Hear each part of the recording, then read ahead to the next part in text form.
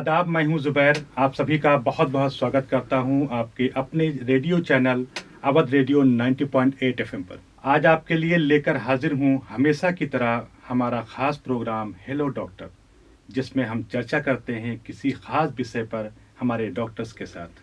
पेट में पथरी बनना या स्टोन बनना आम बीमारी है, जिसकी सही जानकारी या समय से इलाज ना किया जाए तो वो किसी गंभीर बीमारी का कारण बन जाता है, जिसके बारे में जानना और समझना बेहद ज़रूरी है।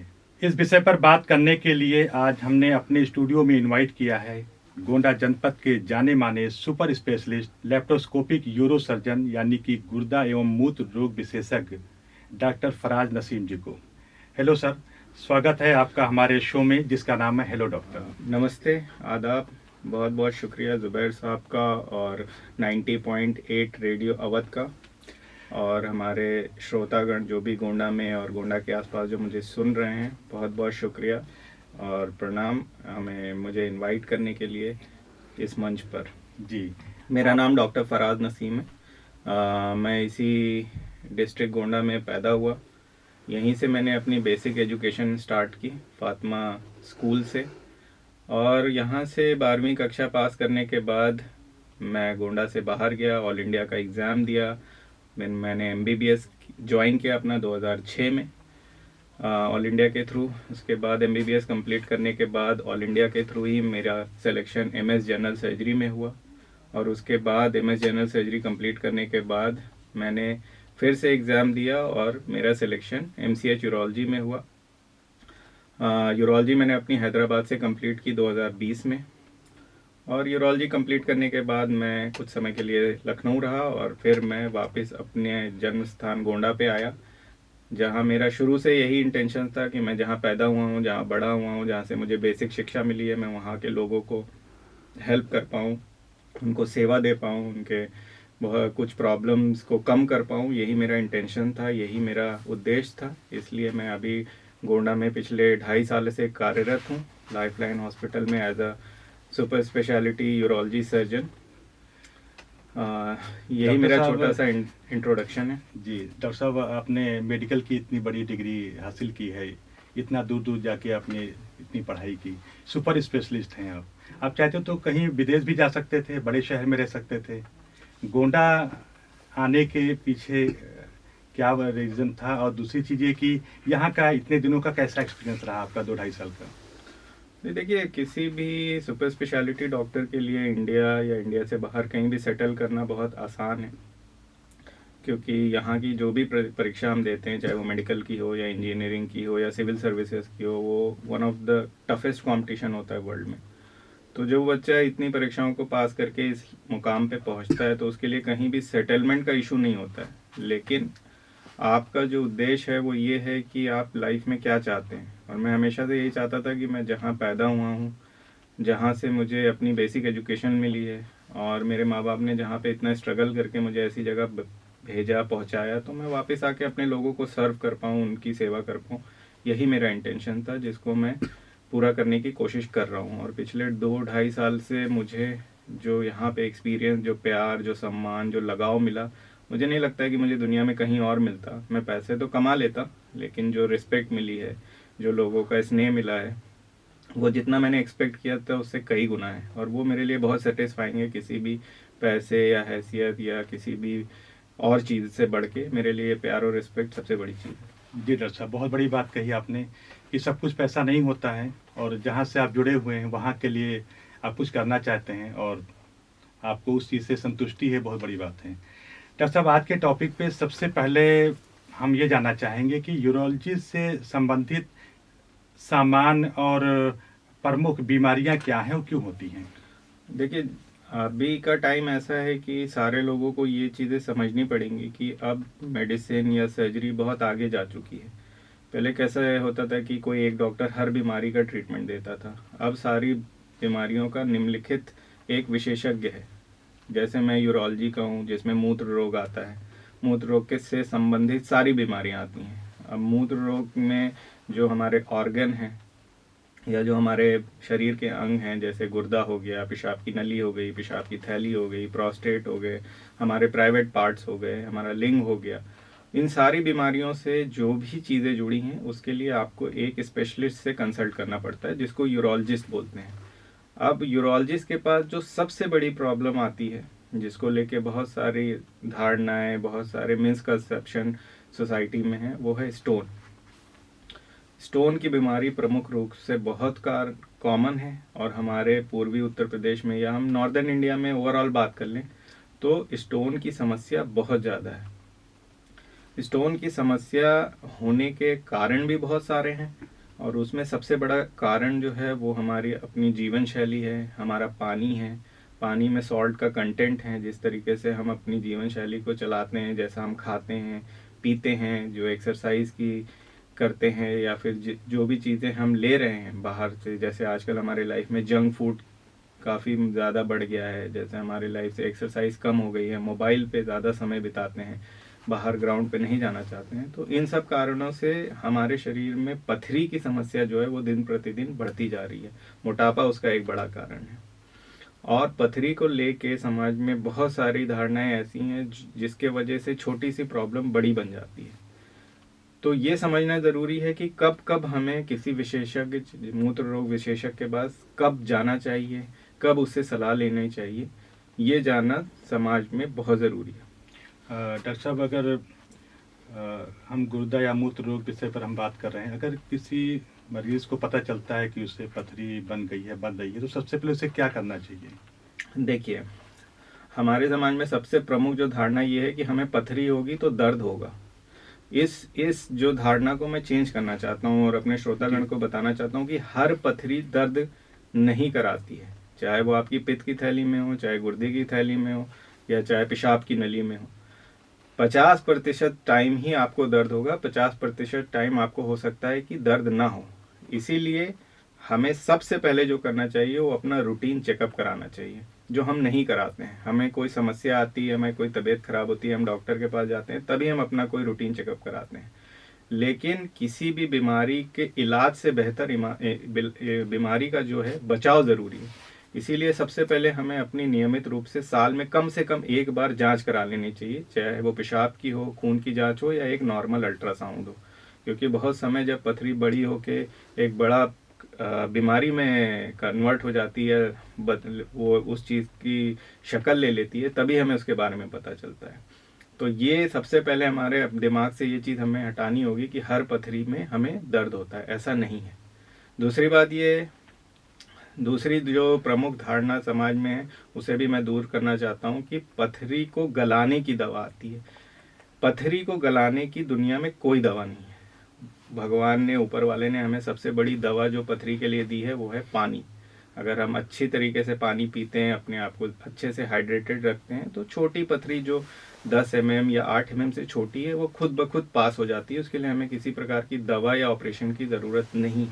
लेकिन हर बार ये ज़रूरी नहीं है कि छोटी पथरी निकल जाए, क्योंकि हमारी शारीरिक बनावट अलग होती है। हर इंसान का गुर्दा एक जैसा नहीं है, हर इंसान की पेशाब की नली एक जैसी नहीं है। तो ज़रूरी नहीं है कि किसी की अगर 10 mm की पथरी निकल गई है तो वो हमारी भी निकल जाएगी।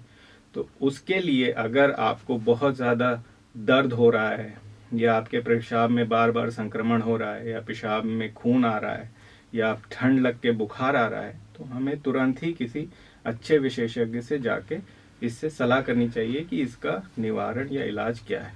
डॉक्टर साहब, अभी एक बात आपने बताई कि इधर यूपी ईस्ट में या कुछ जिलों में पथरी बनने की समस्याएं ज़्यादा हैं, तो इसके पीछे क्या रीज़न है?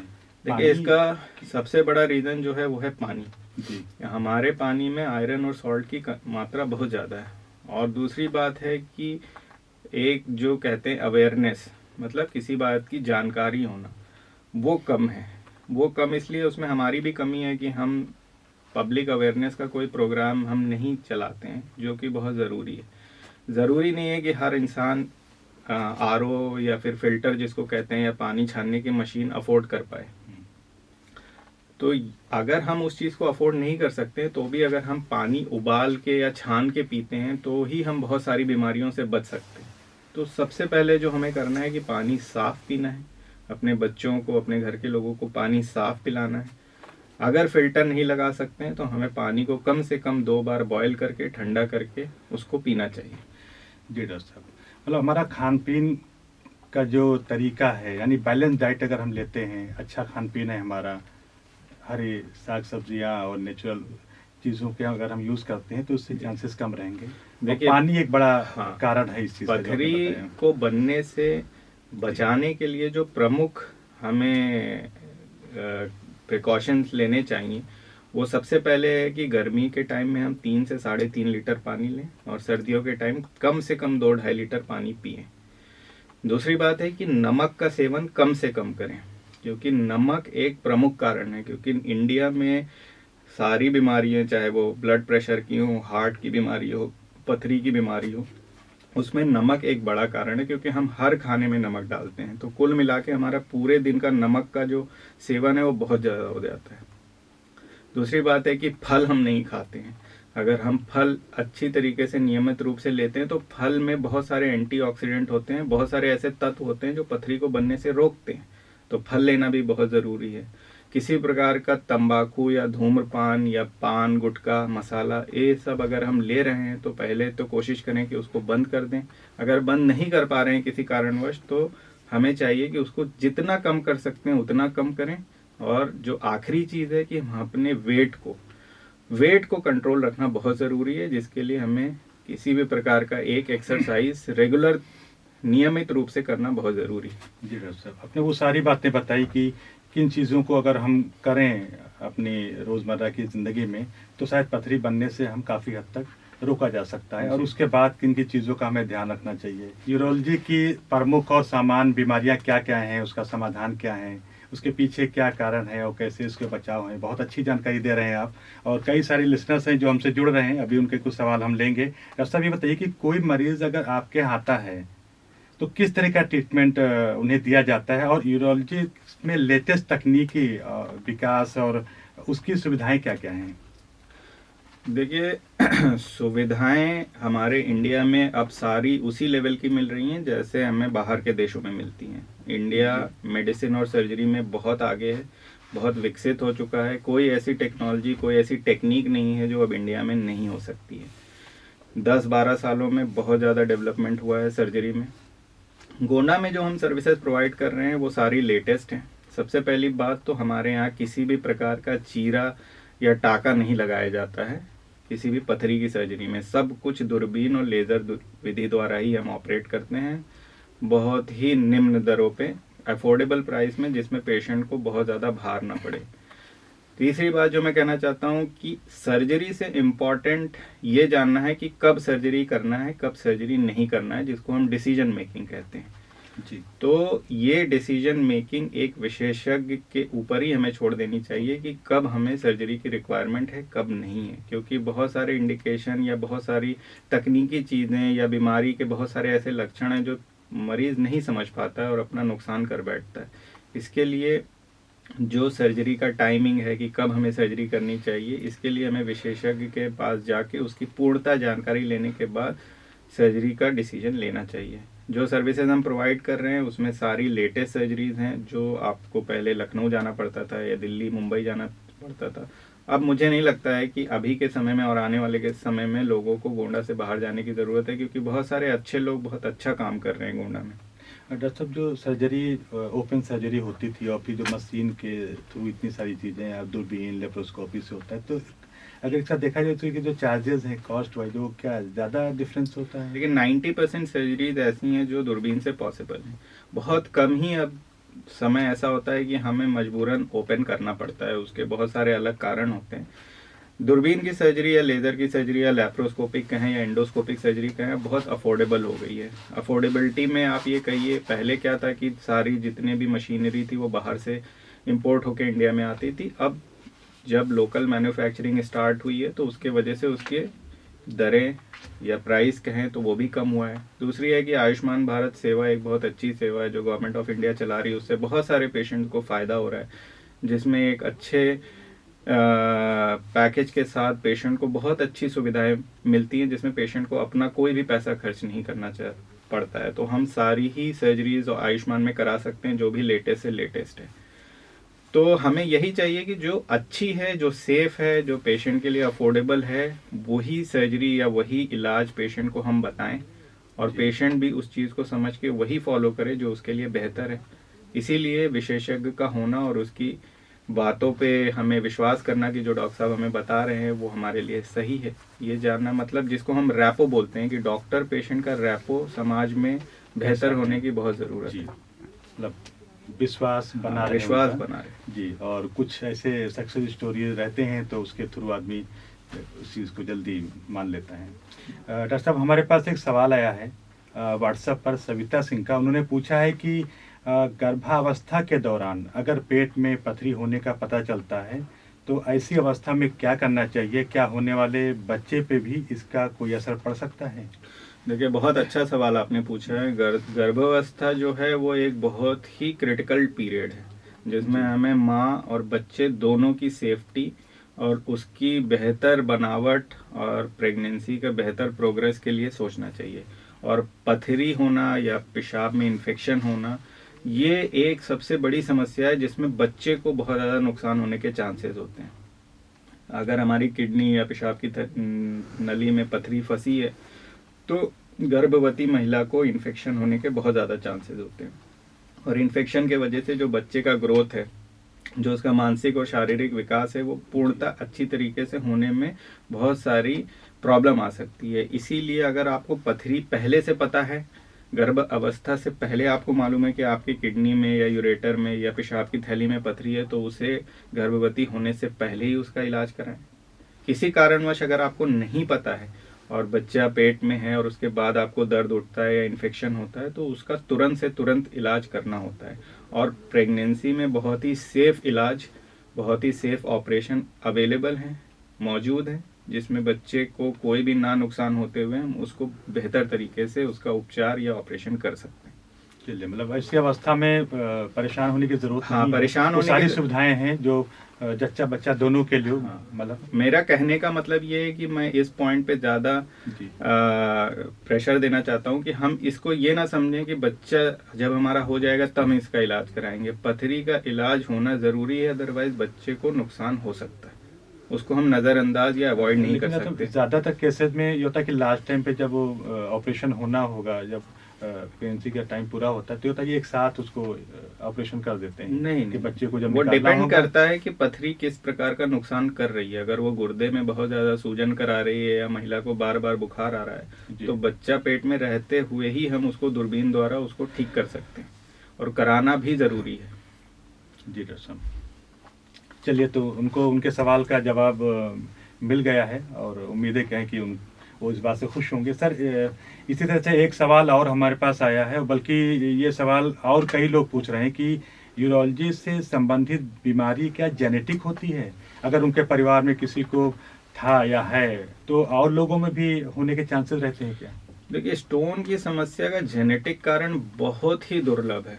मतलब जी। आप इस चीज़ को ऐसे समझ सकते हैं कि अगर हम जेनेटिक बीमारी के थ्रू पथरी को अगर बात करें, तो 10 लाख में कोई 1-2 पेशेंट ऐसा होगा जिसको ये जेनेटिक बीमारी होगी। जैसे मैं एक एग्जांपल देना चाहता हूँ, मैं बहुत उसके डीप में नहीं जाना चाहता हूँ क्योंकि श्रोतागण को समझने में मुश्किल होगी। एक बीमारी होती है जैसे फैमिलियल हाइपरकैल्सीयूरिया, जिसमें जेनेटिक बीमारी के वजह से हमारी बॉडी से कैल्शियम बहुत ज़्यादा निकलता है, जिसके वजह से पथरी बनती है।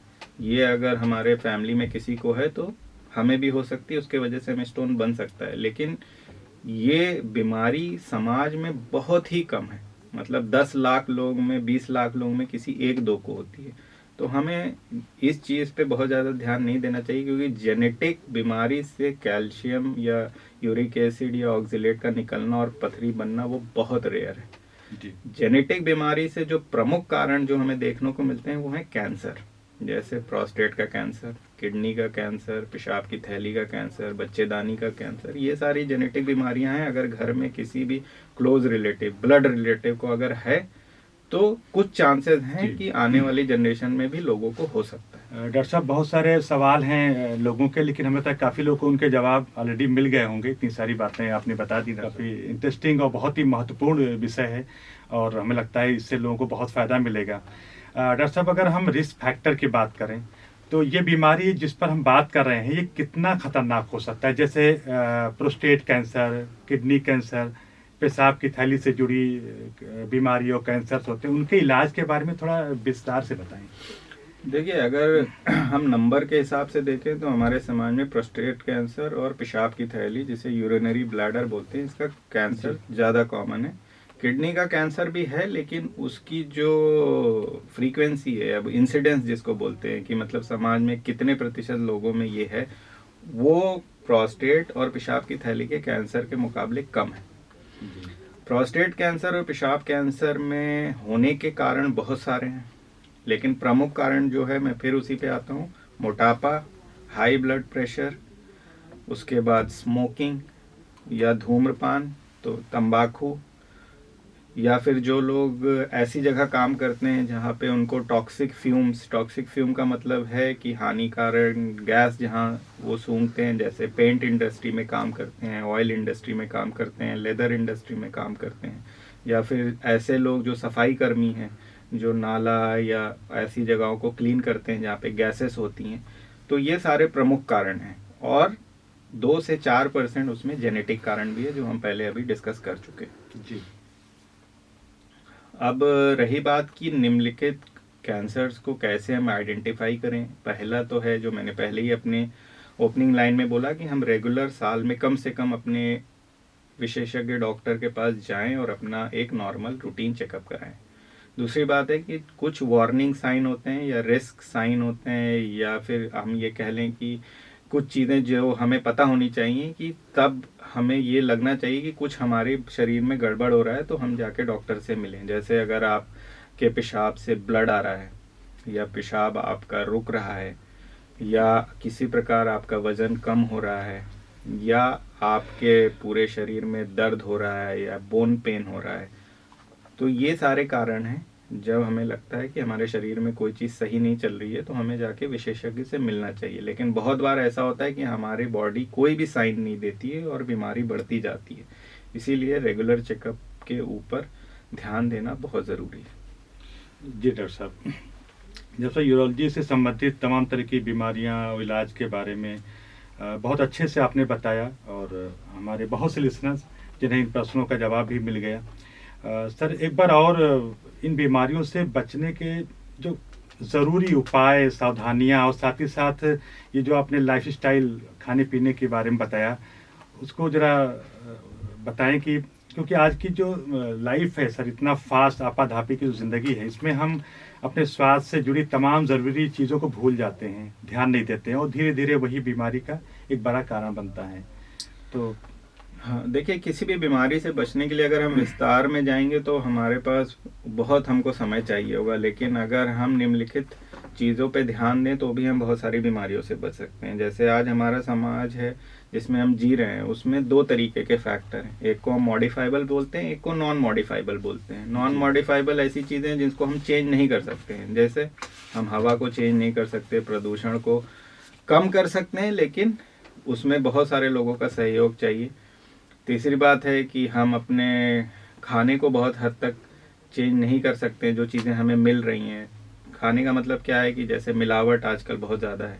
उसके बाद स्ट्रेस एक बहुत बड़ा फैक्टर है जिसको हम कम नहीं कर पाते हैं। वो स्ट्रेस किसी भी प्रकार का हो सकता है, सामाजिक, पारिवारिक या फिर प्रोफेशनल। अब आते हैं कि मॉडिफाइबल फैक्टर्स क्या हैं। अगर हम अपनी 4 चीज़ों को सबसे पहले मॉडिफाई कर लें तो हम बहुत सारी बीमारियों से बच सकते हैं। पहला है कि कम से कम खाना खाएं। कम से कम खाने का मतलब ये नहीं है कि खाना छोड़ दिया जाए। कम से कम खाने का मतलब ये है कि जितनी भी हानिकारक चीज़ें हैं, जैसे तली भुनी चीज़ें, फैट वाली चीज़ें, ऑयल कंटेनिंग चीज़ें, उसको अगर हम कम कर दें तो हमारे लाइफ में बहुत सारे बीमारियों से हम बच सकते हैं। दूसरी बात है कि मोबाइल एक अच्छी चीज़ है और आज के टाइम में बहुत बुरी चीज़ है, क्योंकि वो हमारा मानसिक और शारीरिक दोनों ही तरीके से नुकसान पहुंचा रही है। वो एक स्ट्रेस लेवल को बढ़ाती है। दूसरा है कि वो हमारा बहुत सारा समय लेती है, जहाँ पे हम मोबाइल के आगे बैठते हैं और रील देखते देखते 1 से 2 घंटा, 2 से 4 घंटा हो जाता है, हमें पता नहीं चलता है। अगर हम मोबाइल का यूज़ थोड़ा कम कर दें तो उस समय से हम समय निकाल कर एक्सरसाइज कर सकते हैं। बहुत सारे लोग सोने जाते हैं और मोबाइल देखते देखते रात के 8 बजे से रात का 2 कब बज जाता है उन्हें पता नहीं चलता है। तो नियमित जो हमारी स्लीप साइकिल है वो डिस्टर्ब हो जाती है। एक हेल्दी एक किसी भी तरीके के इंसान के लिए 8 घंटा सोना बहुत ज़रूरी है। लेकिन आज मैं देख रहा हूँ कि मोबाइल के वजह से चाहे वो छोटा बच्चा हो या बूढ़ा आदमी हो, उसकी स्लीप डिस्टर्ब है, उसकी स्लीप साइकिल सही नहीं है। और चौथा जो हम कर सकते हैं वो है कि कम से कम 30 मिनट की अगर हम एक्सरसाइज कर रहे हैं रोज, तो ये 4-5 चीज़ें हमारे लाइफ में बहुत बड़ा चेंज ला सकती हैं और हमें बहुत सारी बीमारियों से बचा सकती हैं। जी डॉक्टर साहब, इतने दिनों से आपकी प्रैक्टिस है, इतने सारे ऑपरेशंस किए आपने यहाँ पे, कोई अपनी सक्सेस स्टोरी बताइए जिससे थोड़ा एक प्रेरणा मिले लोगों को। देखिए, इंडिविजुअल अचीवमेंट मैं उसको बहुत बड़ा अचीवमेंट नहीं मानता हूँ। सबसे बड़ा अचीवमेंट ये होता है कि आप समाज को क्या दे पा रहे हैं।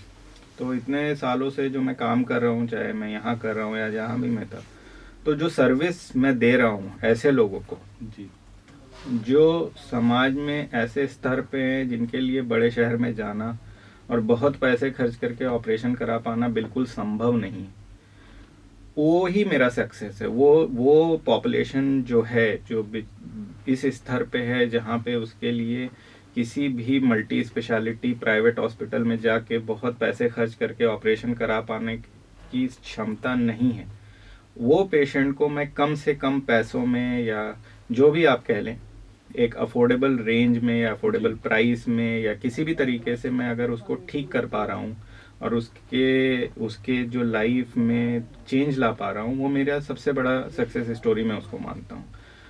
देखिए, बहुत सारी सुविधाएं, बहुत सारी मशीनें, बहुत सारे लोग और बहुत बड़े अस्पताल में तो कोई भी काम कर सकता है, लेकिन एक छोटी जगह लिमिटेड रिसोर्सेज में कम चीज़ों के साथ जहाँ पे आप बेस्ट सर्विस देते हैं, मुझे लगता है समाज में उसका इम्पैक्ट बहुत बड़ा है।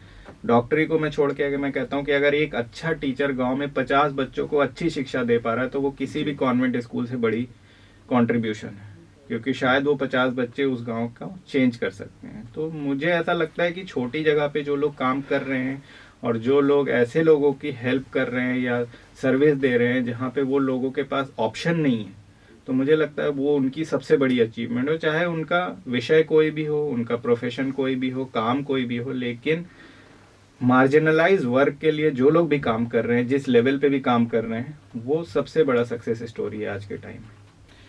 जी डॉक्टर साहब, अब शो का समय समाप्त हो रहा है। डॉक्टर साहब, चलते चलते हमारे लिसनर्स को और हमारी यूट्यूब फैमिली जो आपको देख रही है, उनको थोड़ा कोई मैसेज देना चाहेंगे आप? देखिए, अभी तो मेरी इतनी ज़्यादा उम्र नहीं हुई है कि मैं लोगों को मैसेज दूं या फिर कोई ऐसी बात कहूं, बट मैं सबसे पहले यही कहना चाहता हूं कि लाइफ में कुछ भी करने के लिए, कुछ भी अच्छा करने के लिए 2 चीज़ें बहुत ज़रूरी हैं। पहला हार्डवर्क और दूसरा पेशेंस। अभी का समाज बहुत क्विक रिस्पॉन्स चाहता है कि वो बहुत जल्दी अपनी पढ़ाई कंप्लीट करना चाहता है, बहुत जल्दी पैसे कमाना चाहता है, बहुत जल्दी सक्सेसफुल होना चाहता है। बट मुझे ऐसा लगता है कि इस जल्दी में हम बहुत सारी चीज़ों को कट करते हैं। क्या चीज़ें हैं वो? जैसे हम अपने घर वालों को जितना टाइम देना चाहिए वो नहीं दे पाते हैं, अपनी हेल्थ को जितना टाइम देना चाहिए वो नहीं दे पाते हैं, या फिर अपने आप को जितना टाइम देना चाहिए वो भी हम नहीं दे पाते हैं। तो मेरे हिसाब से किसी भी सक्सेस के लिए समय देना और उसके पीछे परिश्रम करना बहुत ज़रूरी है। और दूसरी चीज़ जो मैं कहना चाहता हूँ, एजुकेशन। बहुत सारे लोग बहुत अच्छा काम कर रहे हैं, गांव-गांव तक अच्छी एजुकेशन पहुंच रही है, लेकिन फिर भी जो यंग लोग हैं, जो अभी जिन्होंने अपनी ज़िंदगी में अभी पढ़ाई लिखाई स्टार्ट की है, जो छोटे बच्चे हैं, उन पे घर वाले हों, चाहे उनके माँ बाप हों, चाहे आस पड़ोस के लोग हैं या रिश्तेदार हों, मैं यही कहना चाहता हूँ कि सबसे पहले अगर आप किसी चीज़ पे ध्यान दें तो वो अपने बच्चे के हेल्थ और एजुकेशन पे। अगर बच्चा स्वस्थ है और बच्चा अच्छी एजुकेशन ले रहा है तो वो ज़रूर समाज में कुछ अच्छा कंट्रीब्यूशन करेगा। यही मेरा एक मैसेज है। बिल्कुल डॉक्टर साहब, आपने बताया कि मेहनत ही एक उपाय है, शॉर्टकट कुछ नहीं है, और हेल्थ और एजुकेशन से बढ़ के हम और बच्चे को या अपने समाज को और कुछ नहीं दे सकते हैं। डॉक्टर साहब, बहुत अच्छी जानकारी दी आपने, और जैसा बताया कि हमें अपनी अच्छी डाइट भी रखनी है, चीज़ों को बैलेंस रखना है, और समय समय पर हमें जांच करवाना चाहिए, डॉक्टर्स की सलाह लेनी चाहिए, और हाँ, मानसिक तौर पे भी हमारा स्वस्थ रहना उतना ही ज़रूरी है।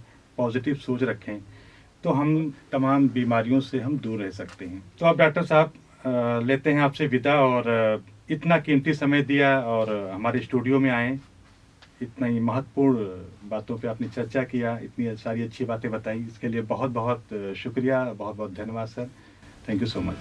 Thank you so much Zubair साहब, बहुत बहुत धन्यवाद रेडियो अवध का जिन्होंने मुझे आमंत्रण दिया।